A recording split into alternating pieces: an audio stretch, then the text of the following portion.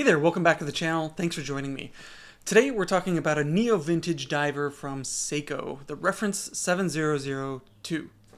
This reference falls in a long lineage of great Seiko ISO certified automatic divers, many of which you're probably familiar with. This is the watch that came before the SKX collection. The 7002 came after the great 6309, which went out of production in 1988, and the 7002 remained in production through 1996. So it's kind of right in that transitional sweet spot that I like looking at around here. Now there was two generations of the 7002 represented by 8 unique references. This example here is a first generation with a bidirectional bezel and a 150 meter water resistance with a bezel that angles inward. And this is a international version. The case of this watch is 42 millimeters at the widest point. Note it's listed at 41 millimeters. It's 45.5 millimeters from lug to lug. It's 12.8 millimeters thick from the top of the bezel assembly, which is important to note because it's quite a tall bezel assembly. This watch also has a 22 millimeter lug span that gives it a slightly wider presence on the wrist.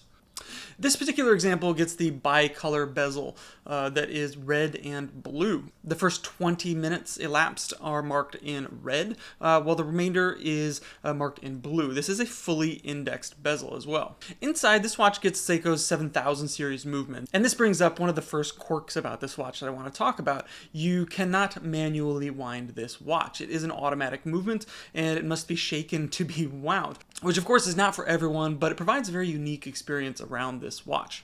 The movement itself is less complex and uses a few more plastic components than the movement in the 6309, likely due to some of the pressures being faced by the rising popularity of low-cost quartz movements that were becoming big at the time. Now the movement is still robust, but not quite as desirable as what was in the 6309, and the pricing in the market reflects that fact. Now on that note, I've had this watch for over 15 years, and the last time that I had it serviced, which was maybe about 8 years ago, the servicer straight up told me that the service would cost more than the watch was worth. Now this gave me pause because it really forced me to confront the sentimental value of this watch for me. This watch is generally my first hook into mechanical dive watches, specifically Seiko dive watches, and represents something of a foundation piece of my journey into this space as a whole.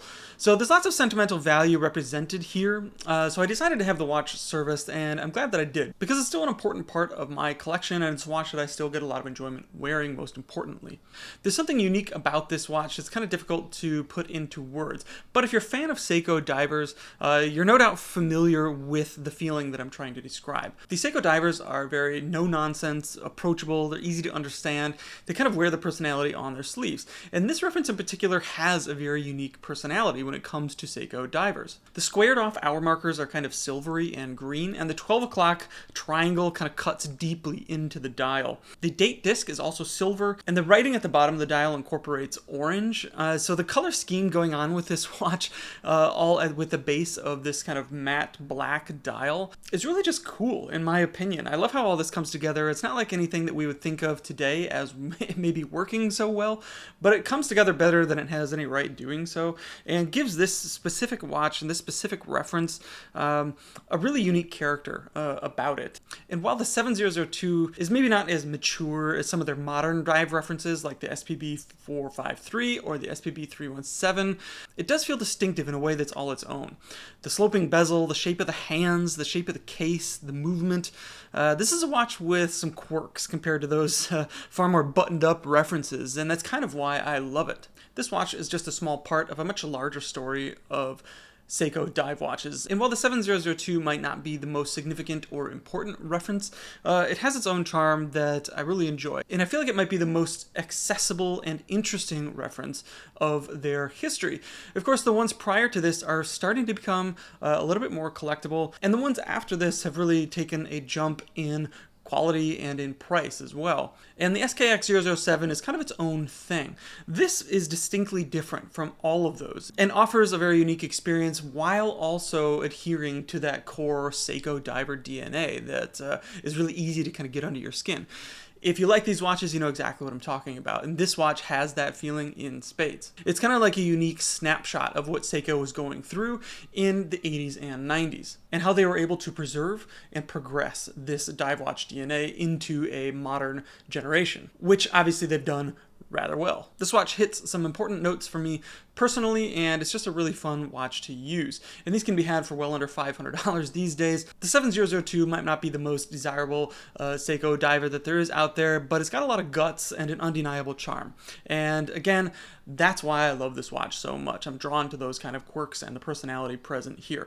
But I'd love to know what you think about the 7002. Have you had any experience with this watch? And if you've owned one of these, I'd love to hear your experiences as well. I've got a lot more of my thoughts on this Seiko 7002 now live over on thedeeptrack.com. I'll leave a link to that down below.